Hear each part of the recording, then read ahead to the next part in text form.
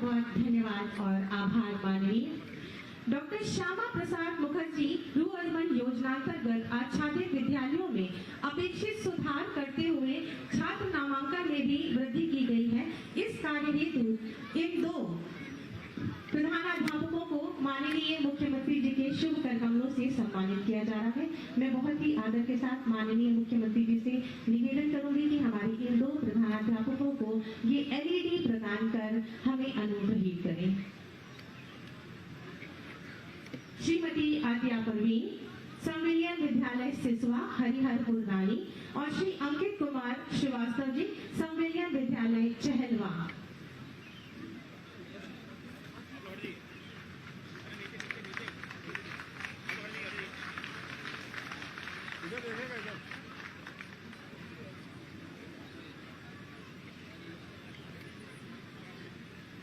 आप सभी अपनी तालियां यूं ही बजाते रहें क्योंकि ये और कदम शिक्षा की ओर। प्रथम बार कक्षा 1 और कक्षा 6 में इन बच्चों के द्वारा नामांकन लिया जा रहा है, जिसके हेतु इनको एजुकेशन किट माननीय मुख्यमंत्री जी के शुभ करकमलों से प्रदान की जा रही है। कृपया बच्चे क्रमबद्ध तरीके से मंच पर आए। अंकुश, दिलशाद और इन बच्चों का उत्साहवर्धन अपनी अनवरत तालियों के माध्यम से करें। इस एजुकेशन किट में ये स्कूल बैग है, पुस्तकें हैं, जूते मोजे हैं और एक फुटबॉल। इनकी शिक्षा के लिए, इनके व्यक्तित्व में उत्तरोत्तर प्रगति के लिए खेलकूद को भी शामिल करते हुए अंकुश, दिलशाद,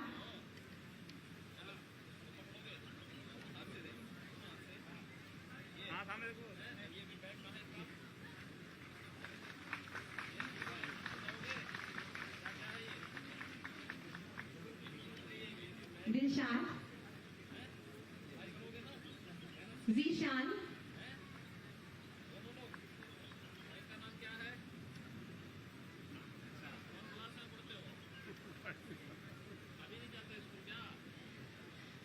माननीय मुख्यमंत्री जी का अगाध प्रेम इन बच्चों की तरफ, आप सभी की जोरदार तालियों का आशीर्वाद। जीशान,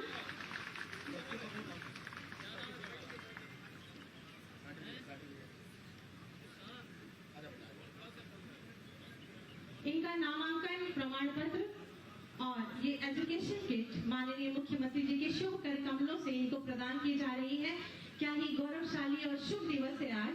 शिक्षा की दिशा में हम एक कदम और आगे बढ़े। सपना, सपना,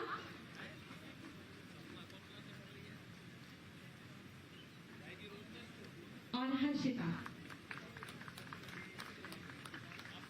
हर्षिता,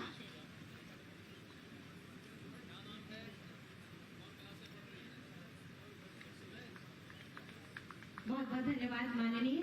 दिव्यांग बच्चों की शिक्षा, दिव्यांग बच्चों को शिक्षा की मुख्य धारा से जोड़ने तथा इन बच्चों के माध्यम से और भी बच्चों को शिक्षा की मुख्य धारा से जोड़ने के लिए इनको हियरिंग एड और ब्रेल किट माननीय जी के शुभ करकमलों से प्रदान किया जाना है। प्रतिभा, खुशी गुप्ता और रिजवान कृपया मंच पर आए। इनके लिए हियरिंग एड और ब्रेल किट इनको माननीय मुख्यमंत्री जी के शुभ करकमलों से प्रदान की जा रही है। ये दिव्यांग बच्चे जिनको की शिक्षा की मुख्य धारा से जोड़ने के लिए इस उपकरणों की बहुत आवश्यकता है, जो कि आज हमारे प्रदेश के यशस्वी माननीय मुख्यमंत्री जी के करकमलों से आपको प्रदान किया जा रहा है। खुशी गुप्ता और रिजवान,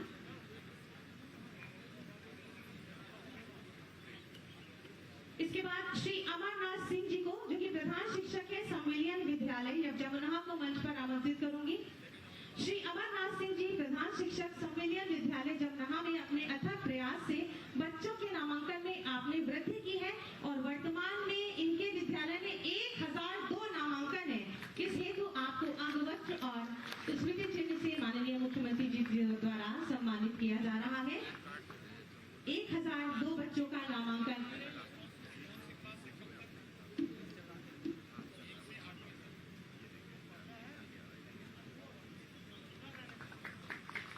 आपको बहुत बहुत शुभकामनाएं और बधाई।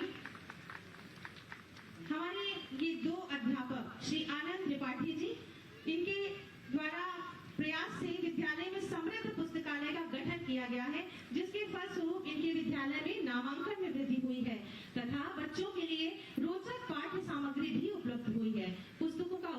बाद श्री आनंद त्रिपाठी अगरडीहा गिलौला के लिए और श्री बलराम सिंह जी संविलियन विद्यालय मझौवा सुमाल इकौना के लिए माननीय मुख्यमंत्री जी के शुभ कार्यक्रमों द्वारा। श्री अरविंद कुमार तिवारी जी ग्राम प्रधान जयचंदपुर कटघरा इकौना आपको मंच पर आमंत्रित करूंगी।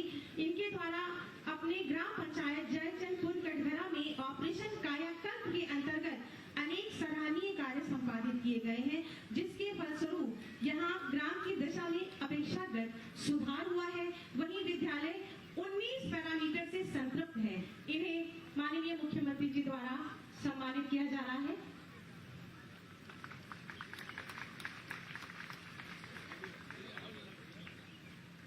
एक स्मृति चिन्ह और आप सभी की जोरदार तालियां। बहुत बहुत आभार और धन्यवाद माननीय। स्कूल चलो अभियान पर आधारित एक लघु फिल्म हम सबके समक्ष है। माननीय से निवेदन करूंगी कि कृपया एक दृष्टि डाल हमें अनुग्रहित करें।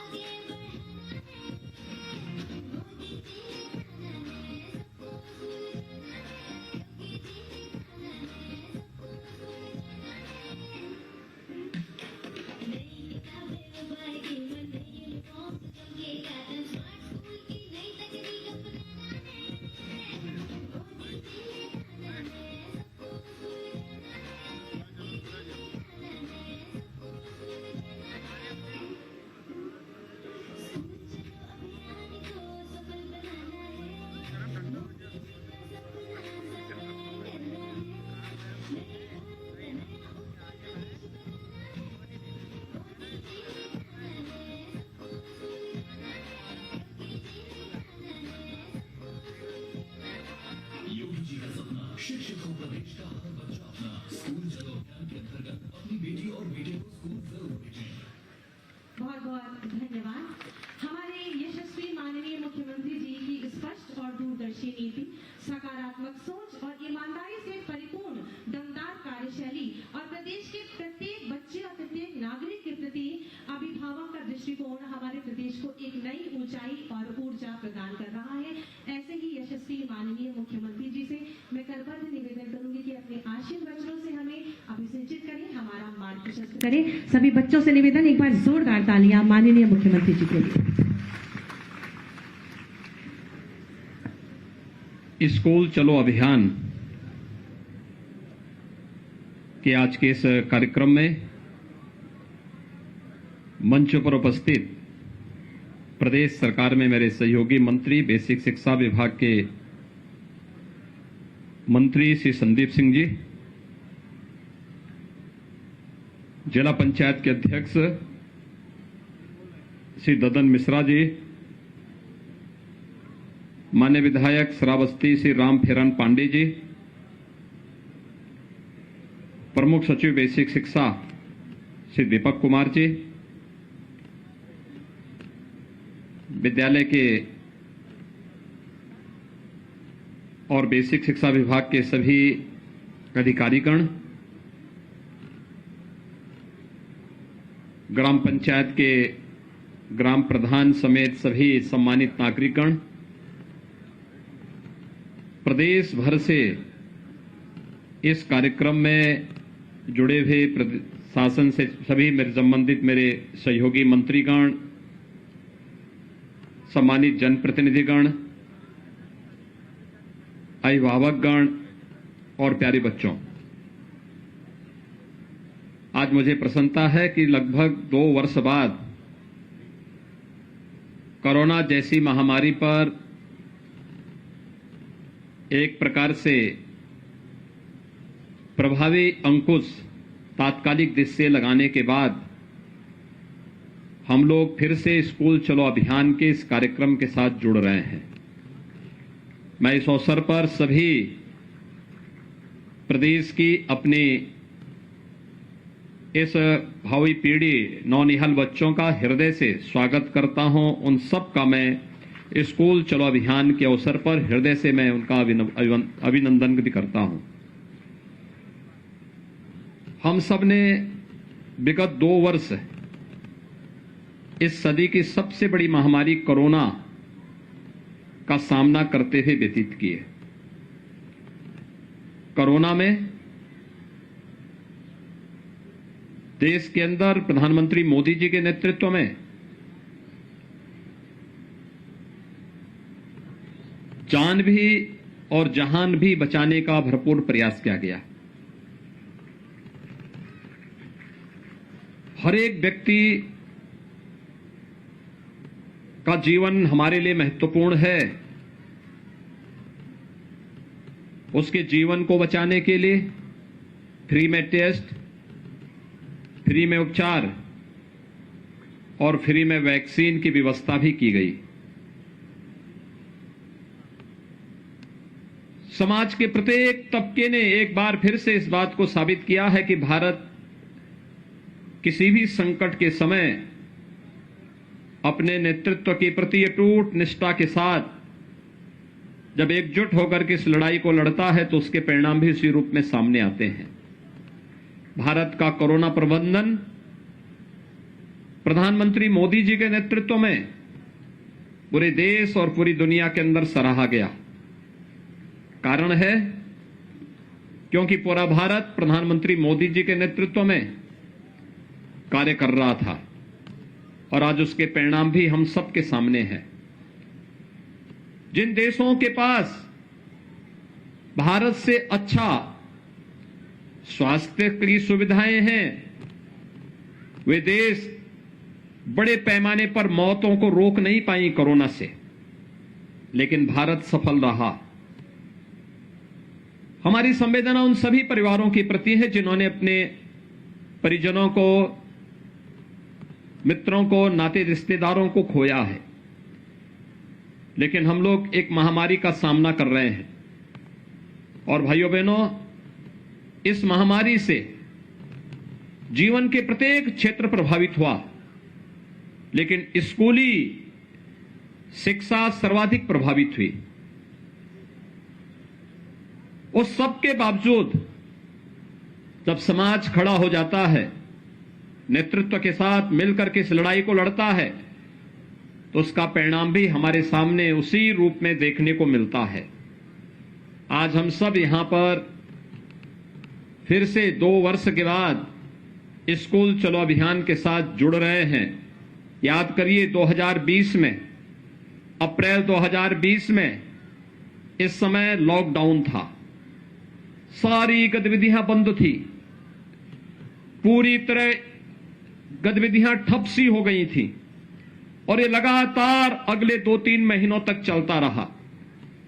लेकिन आज उत्तर प्रदेश जैसे देश के सबसे बड़े राज्य की स्थिति पर हम जब चर्चा करते हैं तो उत्तर प्रदेश 25 करोड़ की आबादी का राज्य और 25 करोड़ की आबादी के राज्य में आज के दिन पर नाम मात्र के कोरोना के एक्टिव केस ही बचे हुए हैं।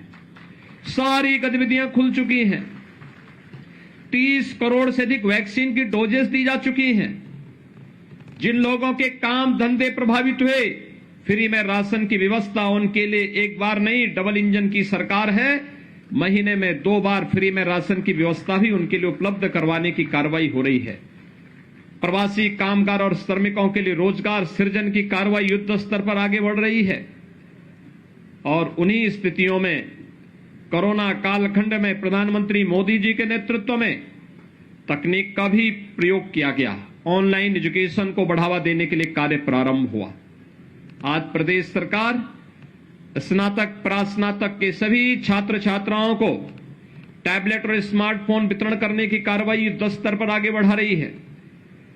लेकिन हम सबको शिक्षा की सबसे बेसिक यानी जो सबसे आधारभूत इकाई है बेसिक शिक्षा, इस पर विशेष ध्यान दिए जाने की आवश्यकता है। बहुत सारे बच्चे होंगे जो 2 वर्ष के अंदर स्कूल का मुंह न देखे हों और अब स्कूल जाने में उनको थोड़ा आलस आ रही हो, और इसलिए तय किया गया कि हमें फिर से स्कूल चलो अभियान के कार्यक्रम के साथ हर एक बच्चे को जोड़ना होगा, हर एक परिवार को जोड़ना होगा और कोई बच्चा छूटने न पाए। इसके लिए समाज को एक संकल्प के साथ आगे बढ़ना होगा। भाइयों बहनों, शिक्षा यह एकमात्र साधन है जो प्रत्येक व्यक्ति के जीवन में परिवर्तन का कारक बन सकती है।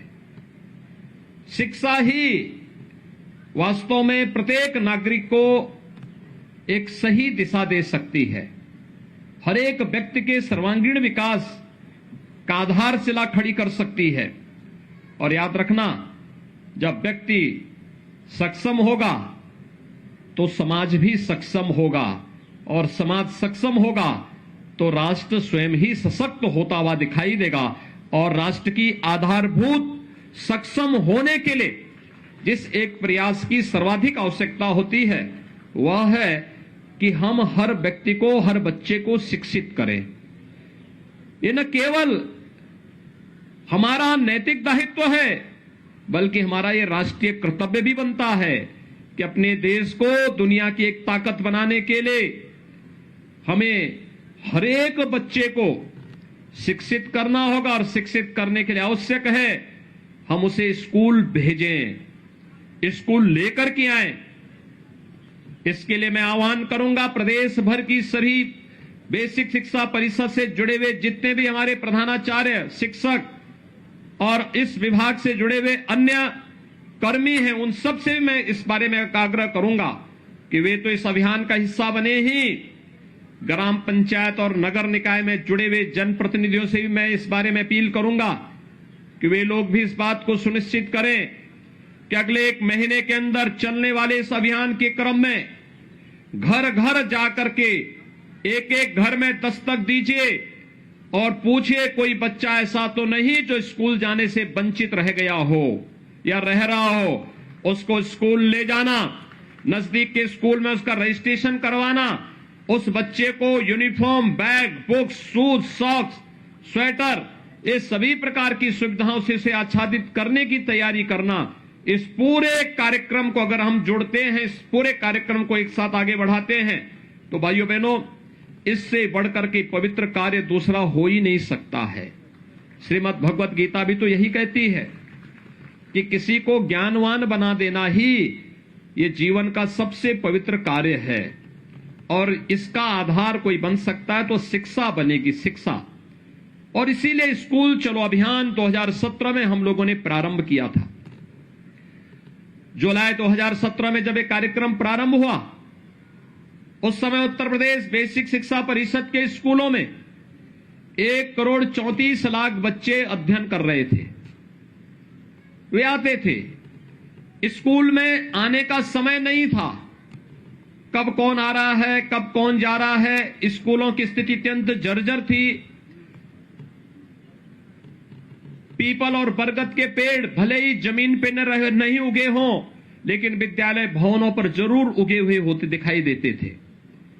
क्लास की स्थिति खराब थी, पेयजल की व्यवस्था नहीं थी, बालक बालिकाओं के लिए टॉयलेट की व्यवस्था नहीं थी, मिड डे मील की कोई पुरसा हल नहीं था। एक प्रकार की अव्यवस्था और अराजकता का वातावरण देखने को मिलता था। स्कूल आने वालों की संख्या कम, छोड़ने वालों की संख्या ज्यादा दिखाई दे रही थी। लेकिन आज जब लगातार 3 वर्ष तक स्कूल चलो अभियान प्रारंभ हुआ, आगे बढ़ा, तो मात्र 3 वर्ष के अंदर उत्तर प्रदेश में बेसिक शिक्षा परिषद के स्कूलों में 1,80,00,000 बच्चे इन्हीं विद्यालयों के में अपना नामांकन करा करके वहां पर अध्ययन के साथ जुड़े और उस बेसिक शिक्षा परिषद के साथ जुड़ करके शिक्षा की आधारशिला को मजबूती प्रदान करने में अभिभावकों ने अपना योगदान दिया, तो बच्चों ने आकर के इन स्कूलों को फिर से एक बार यहां की रौनक को बढ़ाने का काम भी किया।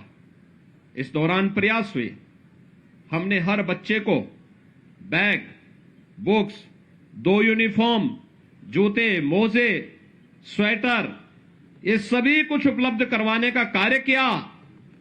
लेकिन साथ ही साथ ऑपरेशन कायाकल्प के माध्यम से हमारे माननीय जनप्रतिनिधियों ने, शिक्षा विभाग के अधिकारियों ने, पुरातन छात्रों ने, समाज के जागरूक नागरिकों ने, सबने मिलकर के एक अभियान प्रारंभ किया।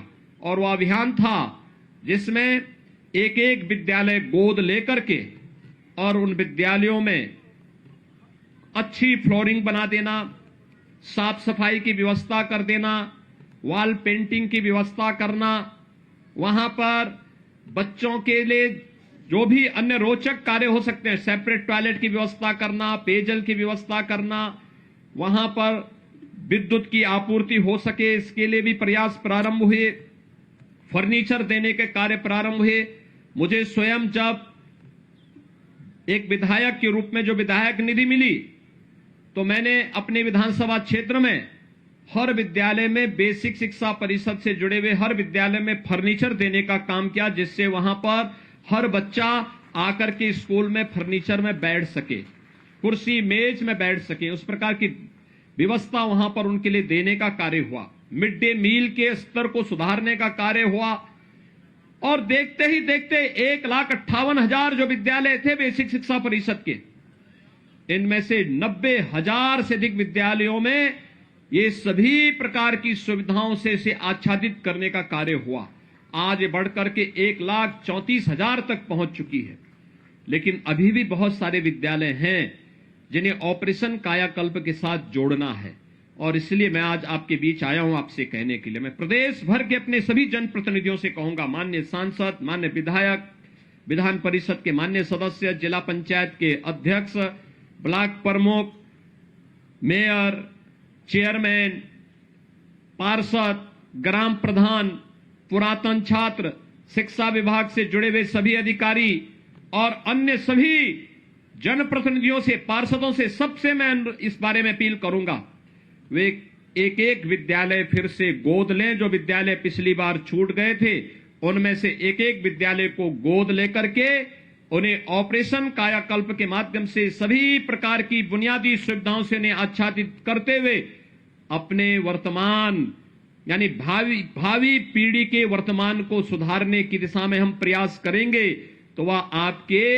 भविष्य को भी उज्जवल बनाने में अपना योगदान दे पाएगा। और इस दिशा में मैं अपील करूंगा कि एक एक विद्यालय गोद लेकर के इस कार्यक्रम को वे सभी लोग स्कूली शिक्षा के इस पवित्र कार्यक्रम के साथ जुड़े।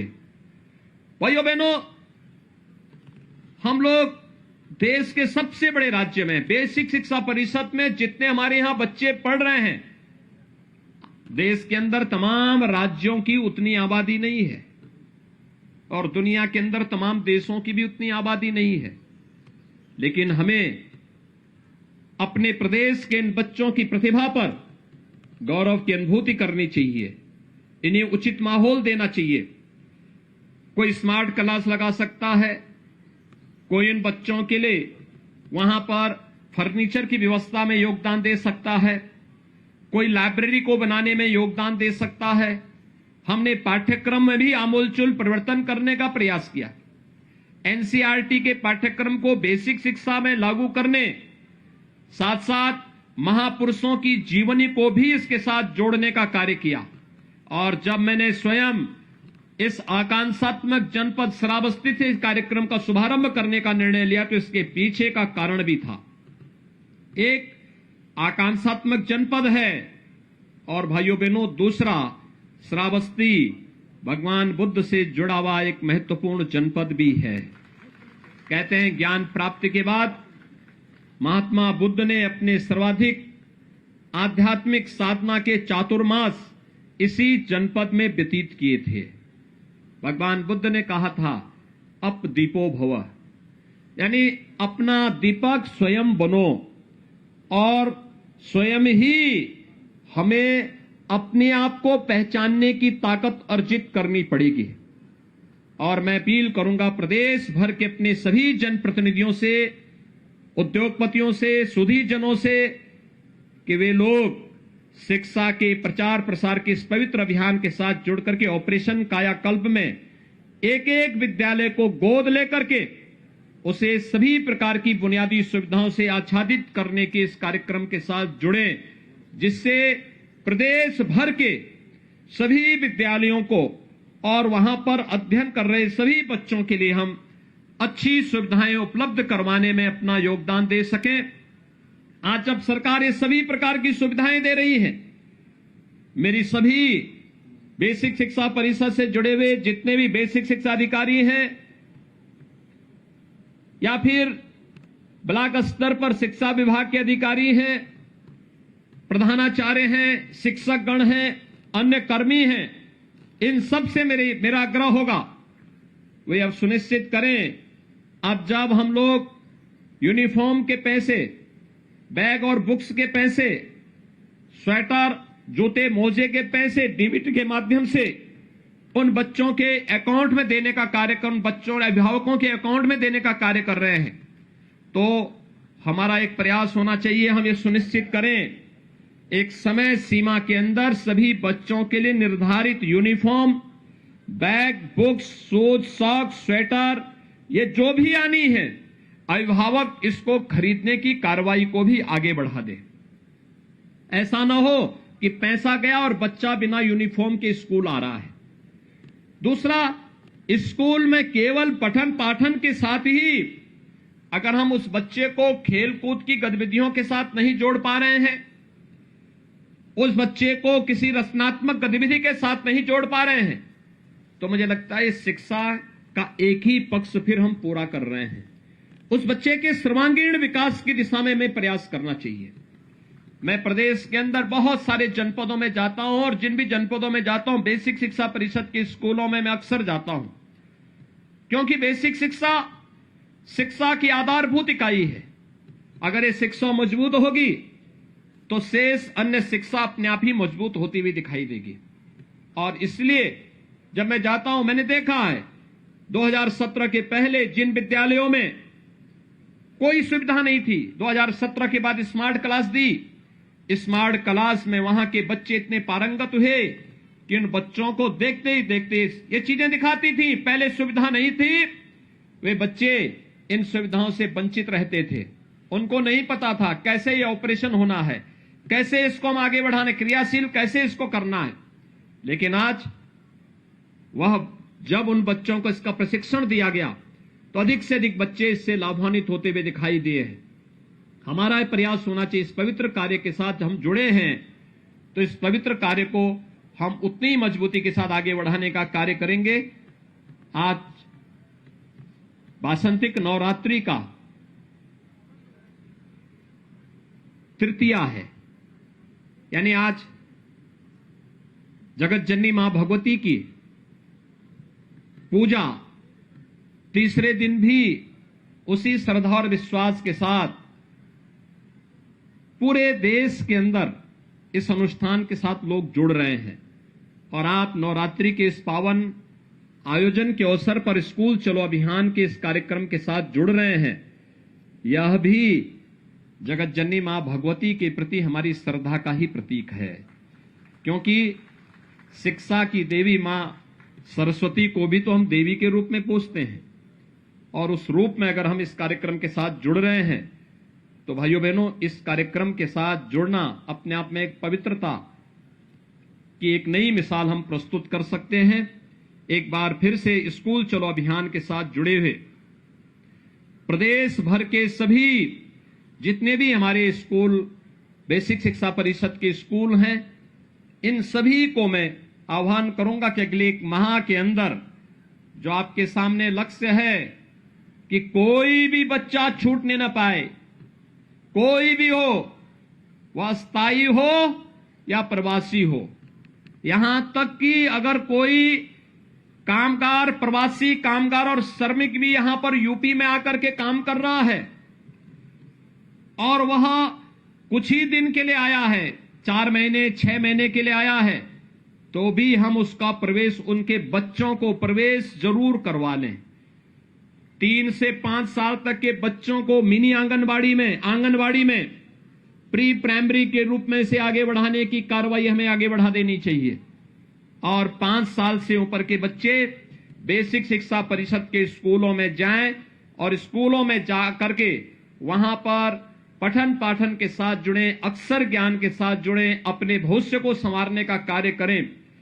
उन बच्चों के लिए उस प्रकार का माहौल देना, ये बेसिक शिक्षा परिषद के अधिकारियों के साथ साथ पूरा विभाग इसके साथ जुड़े और पूरा समाज उनके सहयोग के लिए अगर खड़ा होगा तो देखते ही देखते बेसिक शिक्षा परिषद की पूरी कायाकल्प होती हुई दिखाई देगी। एक कायाकल्प केवल बेसिक शिक्षा की नहीं होगी, पूरी शिक्षा व्यवस्था की होगी। और इससे होने वाले जो एक व्यापक परिवर्तन होंगे, इसका लाभ समाज और पूरे देश को लंबे समय तक प्राप्त होता रहेगा। आज के इस अवसर पर एक बार फिर से हर बच्चे को स्कूल भेजना है, यह संकल्प हमारा होना चाहिए। कोई बच्चा छूटने न पाए, यह संकल्प हमारा होना चाहिए। दूसरा, ऑपरेशन कायाकल्प में हर जनप्रतिनिधि एक एक विद्यालय गोद लेकर के इस पवित्र कार्य के साथ जुड़े, जिसमें उस विद्यालय, जो बचे हुए विद्यालय हैं, उन विद्यालयों में भी हम बुनियादी सुविधाएं उपलब्ध करवा सकें।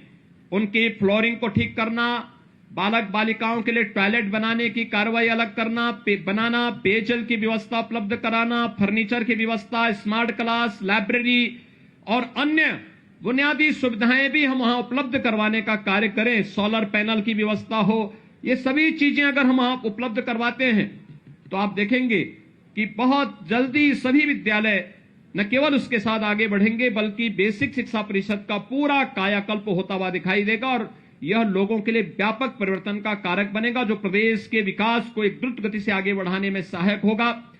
और साथ साथ मेरा आह्वान होगा कि जो भी ये कार्यक्रम चल रहे हैं, इन कार्यक्रमों की नियमित समीक्षा, प्रधानाचार्य प्रतिदिन इसकी समीक्षा करे, कौन बच्चे आ रहे हैं, कौन नहीं आ रहे हैं। उन बच्चों की रिपोर्ट कार्ड से साल में कम से कम 3 से 4 बार अभिभावकों के साथ बैठक करना, उनके साथ संगोष्ठी करना, उनके साथ बैठक करना, 4 बार कम से कम उनके साथ बैठे। हर तीसरे महीने अभिभावकों के साथ एक बैठक जरूर हो। यह विद्यालय का जो समय है उसके बाद या उससे पहले आप करें, या रविवार के दिन करें। कक्षा का जो टीचर है, कम से कम कक्षाध्यापक सप्ताह में एक बार जिस ग्राम पंचायत में उन बच्चों को पढ़ा रहा है, उस ग्राम पंचायत में जाकर के एक एक अभिभावक के साथ जरूर बातचीत करें।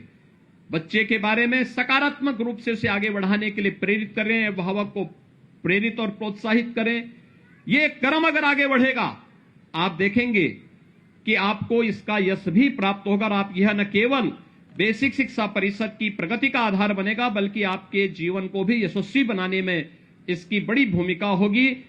एक बार फिर से नियमित समीक्षा इस बात की भी कि डीबीटी के माध्यम से जिन बच्चों के अभिभावकों के अकाउंट में पैसा चला गया है, उसकी सूची लेकर के यह सुनिश्चित करना कि उन बच्चों के लिए यूनिफॉर्म समय पे बन जाए, बच्चे अपने निर्धारित यूनिफॉर्म में स्कूल आए, बैग बुक्स है, जूते मोजे हैं, सर्दियों में स्वेटर है, ये सभी उन बच्चों को उपलब्ध हो और समयबद्ध ढंग से इस कार्यक्रम को हम आगे बढ़ा सकेंगे।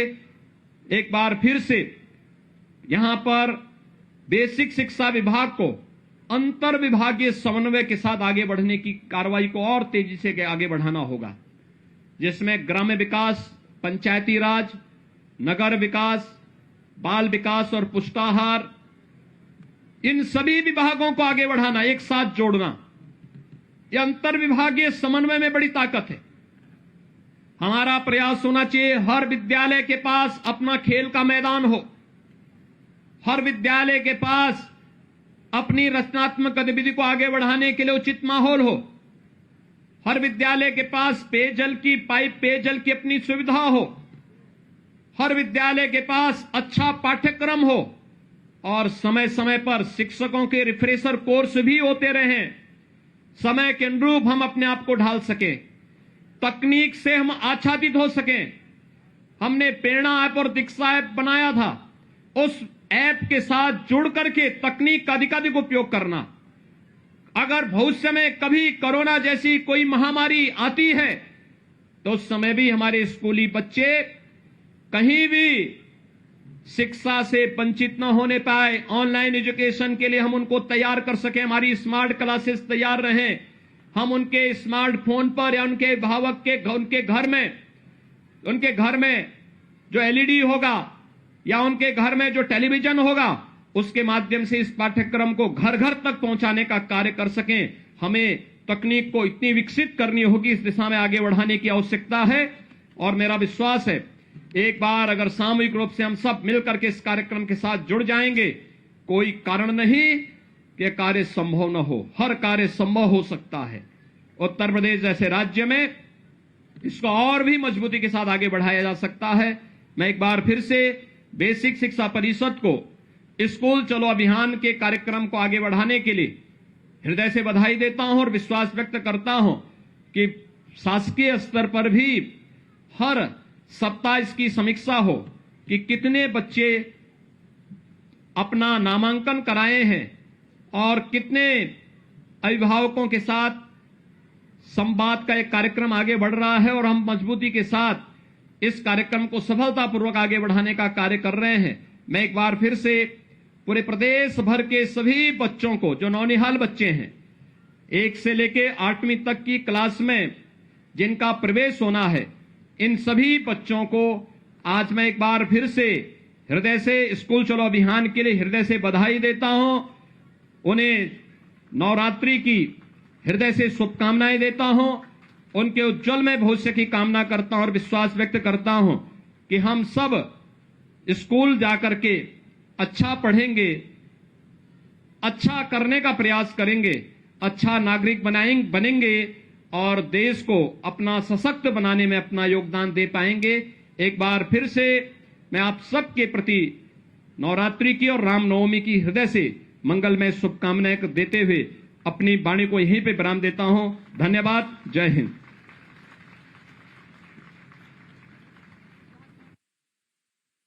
बहुत बहुत धन्यवाद और आभार माननीय मुख्यमंत्री जी आपके प्रेरणादायी उद्बोधन के लिए। मैं निवेदन